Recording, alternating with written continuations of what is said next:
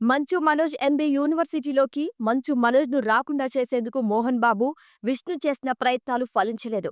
Court orders కూడా ముందు చూపుగా తెచ్చుకున్నప్పటికీ మంచు మనోజ్‌ను లోపలికి అనుమతించక తప్పలేదు. తాతయ్య, నానమ్మలకు నివాళి అర్పించేందుకు వచ్చారని, గొడవలు చేయటానికి రాలేదని, నివాళి అర్పించిన తర్వాత వెళ్తానని మనోజ్ పట్టుబడ్డారు. చివరకు పోలీసులు దగ్గరుండి తీసుకువెళ్లారు. ఈ సందర్భంగా లోపలికి రావాలనుకున్న మనోజ్ అనుచరులకు, యూనివర్సిటీ బౌన్సర్లకు మధ్య కొంత గొడవలు జరిగాయి. దీంతో లాఠీచార్జ్ కూడా చేయాల్సి వచ్చింది. ఇక యూనివర్సిటీ ఒకరి సొత్తు కాదని, అభివృద్ధికి అందరి సహకారం ఉందని మనోజ్ స్పష్టం చేశారు. 2 రోజుల నుంచి మనోజ్ తిరుపతి పర్యటనకు ఏర్పాట్లు చేసుకున్నారు. రంగంపేటలోని తన మిత్రులతో పాటు యూనివర్సిటీలోని కొన్ని విద్యార్థి సంఘాలు కూడా మనోజ్‌కు సపోర్ట్‌గా ఉంటాయి.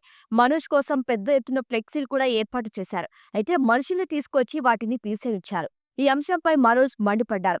ట్రస్టుకు చెందిన ట్రాక్టర్లో రౌడీల్ని, బౌన్సర్లను తెచ్చారని, తాను గొడవలు చేయటానికి రాలేదు కాబట్టి వదిలేశానన్నారు. లేకపోతే వారికి సమాధానం చెప్పటానికి తానొక్కడిని చాలన్నారు. తిరుపతికి వచ్చినప్పుడు మంచు మనోజ్‌కు విద్యార్థులు స్వాగతం పలికారు.